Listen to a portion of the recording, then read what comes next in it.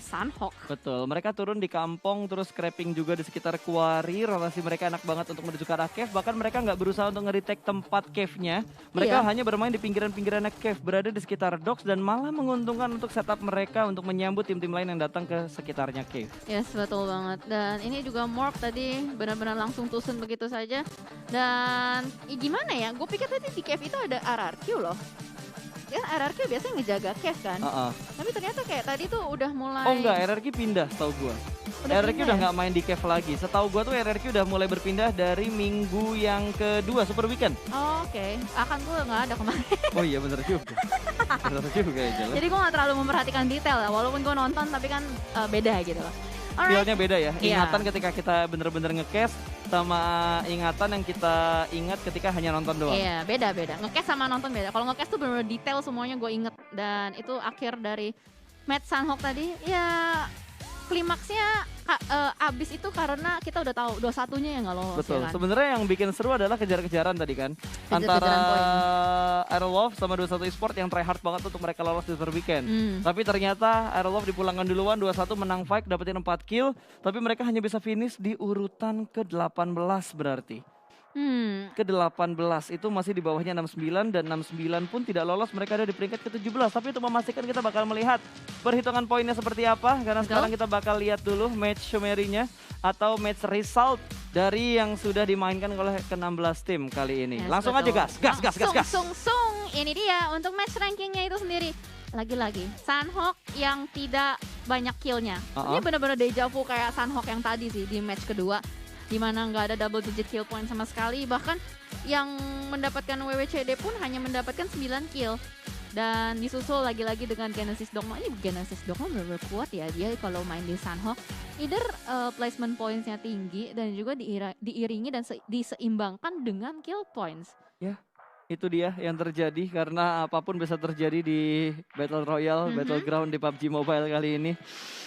Ini sebenarnya udahlah, langsung aja kita ke overall weekdays poinnya gitu loh. Pengennya cepet-cepet ya. Udah gak sabar gue ngelihat yang gak lolos, lihat yang lolos siapa, untuk dipastikan apakah hitungan kesoktawan kita itu benar. Oh iya, 21 cuma dapetin 4 poin. Betul. Berarti 51 poinnya. Di bawahnya 69 Esport yang mendapatkan 54 poin, berarti 69, 21 Aero Alter Ego. Iya, berarti Boom posisinya aman ya. Walaupun di match Sunhawk kali ini cuma mendapatkan 1 poin aja.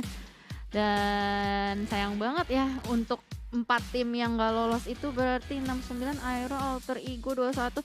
69 berarti 3 weekend ya gak main. 3 kali berturut-turut mereka tidak lolos ke Super Weekend. Wow. Menjadi satu-satunya tim yang 3 kali tidak masuk ke Super Weekend, karena Morph kali ini mereka harusnya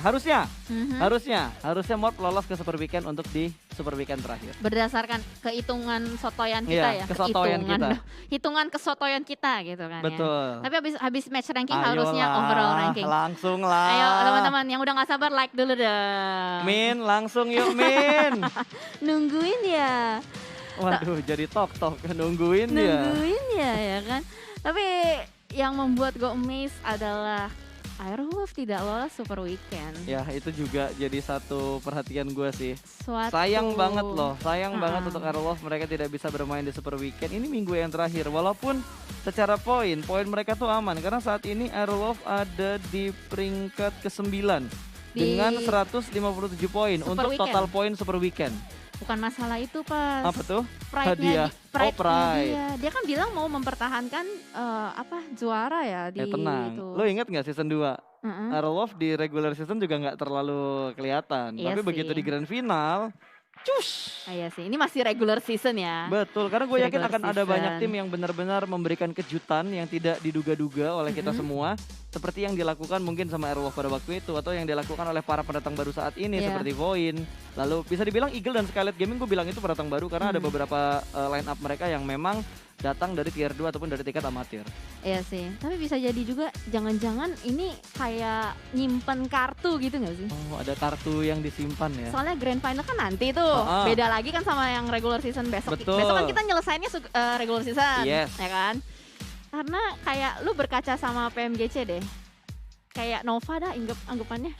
Dia nyimpen kartu kan. Ada strategi-strategi khusus yang sudah mereka siapkan ya. Iya, itu dia.